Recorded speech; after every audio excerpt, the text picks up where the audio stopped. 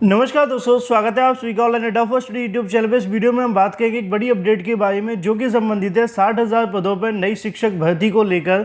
इसके अलावा अगर बात की जाए यूपी टीईटी के अंदर 3 लाख छात्रों के रिजल्ट के बारे में, साथ ही उत्तर प्रदेश के अंदर प्राथमिक शिक्षक भर्ती से बीएड के मुद्दे के बारे में, और इसके अलावा एडेड जूनियर शिक्षक भर्ती को लेकर। वीडियो को लाइक कर दें, साथ ही शेयर कर दें और चैनल को सब्सक्राइब कर लें, जिससे कि आप सभी को ऑनलाइन अड्डा फर्स्ट चैनल के माध्यम से मिलने वाली उन तमाम सटीक जानकारियों के नोटिफिकेशन सबसे पहले मिलते हैं। तो चलिए दोस्तों, वीडियो शुरू करते हैं। तो जैसा कि दोस्तों आप सभी जानते हैं कि उत्तर प्रदेश के अंदर यूपी टीईटी का परिणाम जब घोषित हुआ था, उस समय आप सभी को एक जानकारी देखने के लिए मिली थी कि हाई कोर्ट के अंदर एक याचिका दाखिल की गई थी प्रतीक मिश्रा की तरफ से, जिसमें यह कहा गया था कि राजस्थान के आधार पर बीएड छात्रों को प्राथमिक शिक्षक भर्ती से बाहर कर दिया जाए, क्योंकि राजस्थान के अंदर कर दिया गया है। उस याचिका की मांग के आधार पर जब आपका यूपी टीईटी का परिणाम जारी हुआ तो उसके अंदर भी आप सभी को कुछ ऐसा ही देखने के लिए मिला था, जो कि आप नीचे देख पाए कि एनआईओ से डीलेट करने वाले अभ्यर्थियों का परिणाम रोक दिया गया है। इसके अलावा यूपी टीईटी के अंदर प्राथमिक परीक्षा के अंदर जो सम्मिलित बीएड योग्यता रखने वाले अभ्यर्थियों का परीक्षा फल माननीय उच्च न्यायालय में योजित याचिका प्रतीक मिश्रा और इसके अलावा अन्य के आधार पर आप सभी का जो परिणाम होगा इस याचिका के अधीन कर दिया गया था। जो भी फैसला इस याचिका पर होगा, और मैंने आप सभी को उस याचिका का ऑर्डर पढ़ के जानकारी भी दी थी। जैसा कि मैं आप सभी को पहले ऑर्डर को दिखा दूं, उस ऑर्डर के अंदर मैंने आप सभी को बताया था कि सरकार से 10 दिनों का समय मांगा गया था, जो कि काउंटर एफिडेविट दाखिल करने के लिए था, जिसके अंदर मांग की गई थी कि यहाँ पे यूपी टीईटी के परिणाम को रोक दिया जाए या फिर स्टे कर दिया जाए। लेकिन कोर्ट ने ऐसा नहीं किया। कोर्ट ने कहा कि जो भी परिणाम इस याचिका के ऊपर आएगा वो आप सभी के बीएड अभ्यर्थियों के मार्कशीट के ऊपर डिपेंड करेगा कि वो यहाँ से वैलिड होते हैं या फिर नहीं होते हैं, या फिर प्राथमिक शिक्षक भर्ती के अंदर बीएड को लेकर जो भी फैसला हाईकोर्ट यहाँ से देती है, उसी को लेकर इस मुद्दे की अगली सुनवाई 18/4/2022 लगा दी गई थी। अब आप सभी के सामने 18/4/2022 कल आने वाली है। उससे पहले यहाँ पे आप सभी को देखने के लिए मिल जाएगा, अगली सुनवाई आपको देखने के लिए मिलेगी 18 तारीख को कोर्ट नंबर 36 के अंदर। और इसके अलावा सीएल नंबर की बात की जाए तो 51वें नंबर पे आप सभी के सामने मुद्दा लगा हुआ है। मतलब ये है कि प्रतीक मिश्रा की तरफ से दाखिल याचिका बीएड छात्रों को बहाल करने को लेकर इस मुद्दे की सुनवाई आपको कल देखने के लिए मिलेगी। अब कल यहाँ से देखना होगा कि सरकार के माध्यम से क्या जवाब दाखिल किया जाता है। सरकार बीएड छात्रों के साथ साथ यूपी टीईटी के अंदर सम्मिलित हुए बीएड अभ्यर्थियों के बारे में यहाँ से जवाब देगी, और जवाब के ऊपर काफ़ी कुछ डिपेंड करेगा, क्योंकि आप सभी जानते हैं कि राजस्थान के अंदर बीएड छात्रों को जो बाहर किया गया था वो वहाँ की सरकार के आधार पर किया गया था। लेकिन जो उत्तर प्रदेश की सरकार है वो यहाँ पे बीएड छात्रों को बाहर करने के मूड में तो दिखाई नहीं दी है, क्योंकि उन्होंने यहाँ पे शामिल किया था बीएड को प्राथमिक शिक्षक भर्ती के अंदर। अभी फिलहाल राजस्थान हाईकोर्ट की तरफ से जब एनसीटी की गाइडलाइन को यहाँ से अवैध घोषित कर दिया गया था, हालांकि ये मामला अभी सुप्रीम कोर्ट में चला गया है, उस पर भी इसी महीने के अंत में आपको सुनवाई देखने के लिए मिलेगी।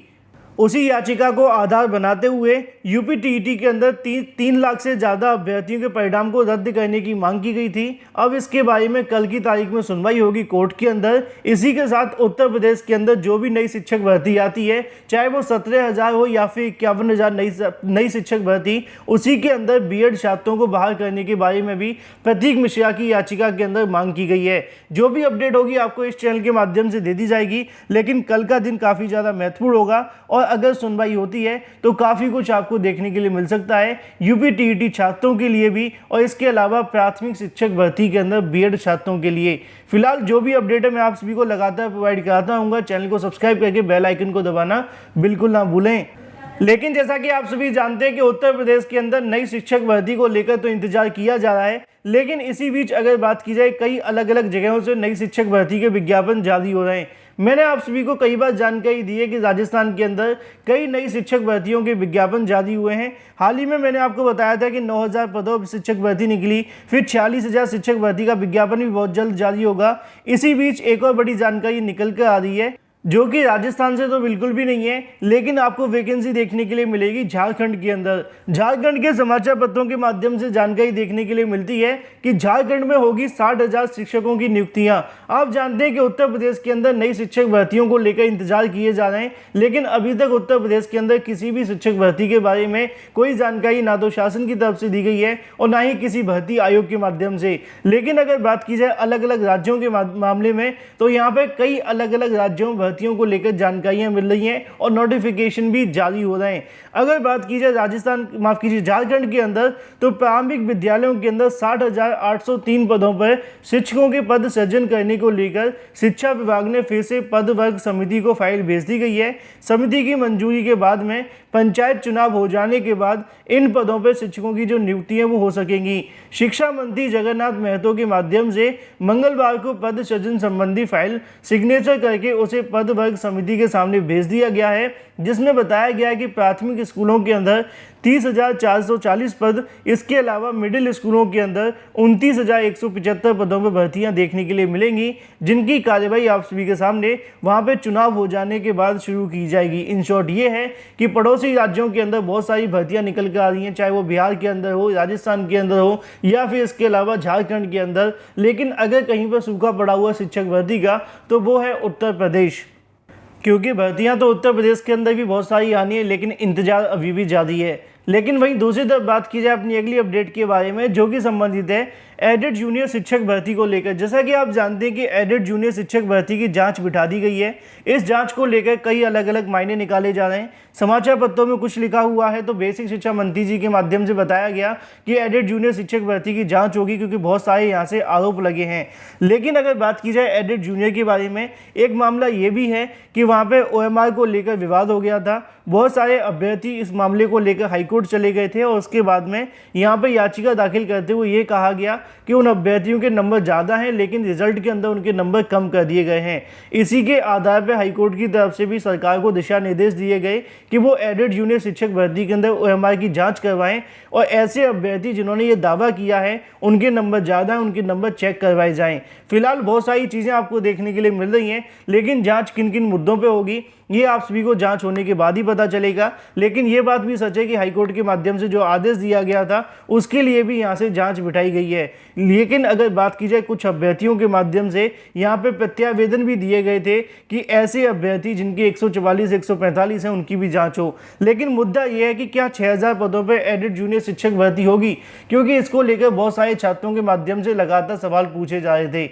हाल ही में जब धरना प्रदर्शन देखने के लिए मिला था शिक्षा निदेशालय के सामने, तो वहां पे भी छात्रों की तरफ से ज्ञापन सौंपते हुए पद बढ़ाए जाने को लेकर मांग की गई थी। लेकिन अगर बात की जाए कई अधिकारियों से जानने का प्रयास हुआ तो उनका कहना है कि एडेड जूनियर शिक्षक भर्ती के बारे में पदों के सापेक्ष कोई भी जानकारी ना तो अभी तक विभाग के माध्यम से दी गई है।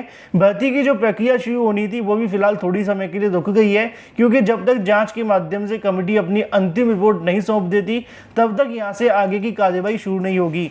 मतलब ये है कि 6000 सीटों को लेकर जो जानकारी सोशल मीडिया पे है या फिर जो छात्रों की तरफ से मांग की जा रही है, अभी तक इसको लेकर शासन के माध्यम से ना तो सीट बढ़ाए जाने को लेकर फैसला लिया गया है और ना ही इसके संबंध में जानकारी शिक्षा निदेशालय के माध्यम से दी जा रही है। अब ये भर्ती 6000 सीटों पे होगी या फिर 1894 पदों पर, इसका फैसला अभी भी कहीं ना कहीं यहाँ से लटका हुआ है। जब तक कोई अंतिम रिपोर्ट नहीं दे दी जाती कमेटी के माध्यम से, तब तक इस भर्ती की अगली मेरिट लिस्ट जारी नहीं की जाएगी। बाकी जो भी अपडेट होगी आप सभी को इस चैनल के माध्यम से मिलती रहेगी। वीडियो को लाइक कर दें, साथ ही शेयर कर दें और चैनल को सब्सक्राइब करना बिल्कुल ना भूलें।